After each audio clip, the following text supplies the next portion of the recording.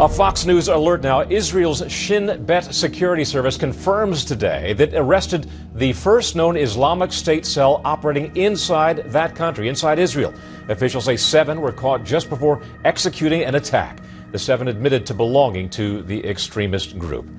And now back with more on the terror alert across Europe and growing concerns here at home. In the last few days, authorities in France, Belgium, and Germany arresting dozens of terror suspects. Some say they had returned from Syria and were possibly just hours away from carrying out attacks. Investigative sources telling Fox News that more rolling raids are expected.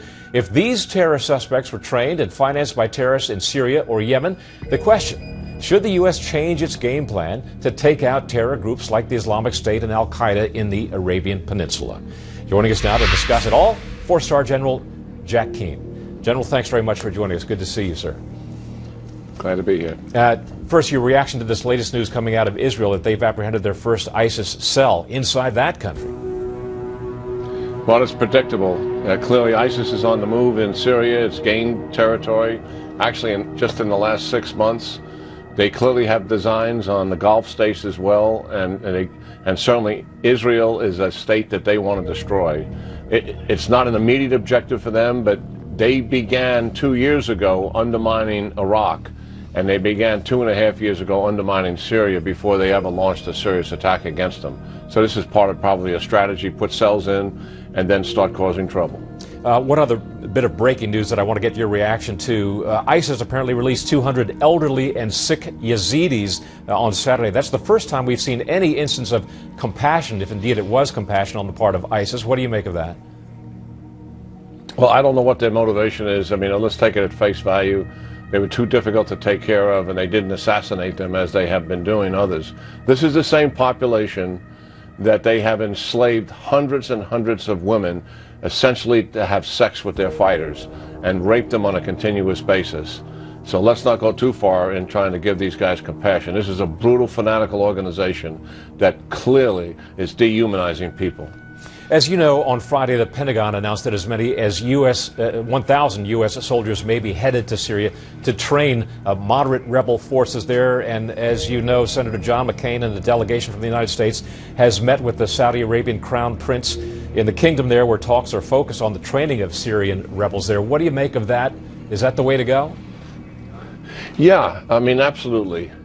This is a step in the right direction, but frustratingly, it's a pattern where the resources are still inadequate. We got a good general, Special Forces, General Nagata, in charge of this.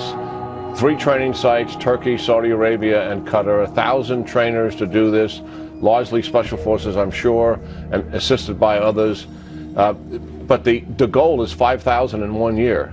And just think about that: 5,000 in 1 year against this ISIS in Syria. It's not even close to what we truly need. It's much like what we've been doing with the ground forces, Doug, in Iraq. We've made a commitment to do something, and much of that makes sense, but it's under-resourced significantly and drags this thing out with ISIS much longer than what it needs to be.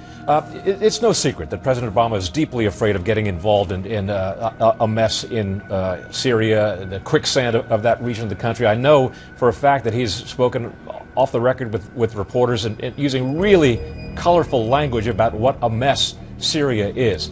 Is there a risk of aligning ourselves with the wrong moderate group? I had former Congressman Dennis Kucinich in here not long ago saying that the only moderates in Syria are those without weapons.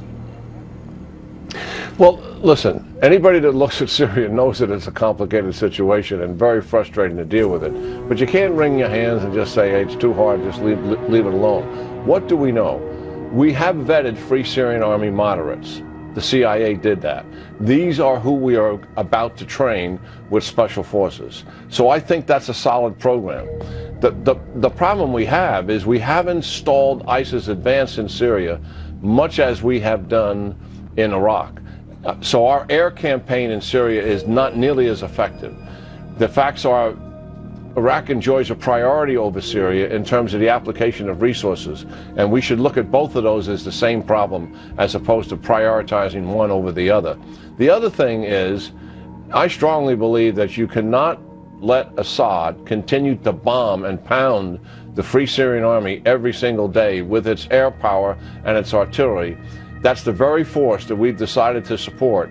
And he's killing them faster than we can train new members. I see. That makes no sense, Doug. General, I want to change subjects real quick in the limited time we have. In the Friday press conference with President Obama and Prime Minister Cameron, there was a lot of focus on Iran and its quest for nuclear weapons and the negotiations, which are in a very, very sensitive stage right now. This, while the Republican-held Congress is considering new sanctions imposed on Iran. Listen to what the president said about that. Under the interim deal that brought Iran to the table, we were not supposed to initiate new sanctions.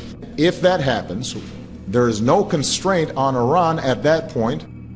And Senator Lindsey Graham's response to that, speaking on CBS's Face the Nation just this morning.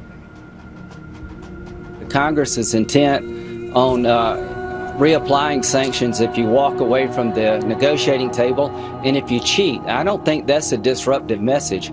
All we're telling the Iranians, if you walk away from these negotiations, sanctions will be reapplied. If you cheat, they will be reimposed. What do you make of that, General? Well, first of all, we've given up so much already before these negotiations begun, with lots of nuclear capability that's going to stay in place with centrifuges and highly enriched uranium. And we're already heading towards a lousy deal. I think what the Congress is doing makes sense. This has always been a bipartisan effort. It's the administration and the White House has pushed back actually on congressional sanctions in the past, not something that's very well known by the American people. It's not surprising that they're doing it again here. I believe that Congress is using this as a club to keep the Iranians at the table and to force them to make a deal. And I think it makes sense, and it amazes me that the president just wouldn't use that as leverage himself. Even though he didn't push the Congress to do it, he can use it to his advantage, it would seem to me, in the negotiations. But I'm very concerned, as many people are, in terms of what the administration's true intent here in terms of negotiations. I do think we're heading towards a lousy deal. All right, we shall see. General Jack Keane, always appreciate your perspective. Thank you, sir. Good talking to you, Doug.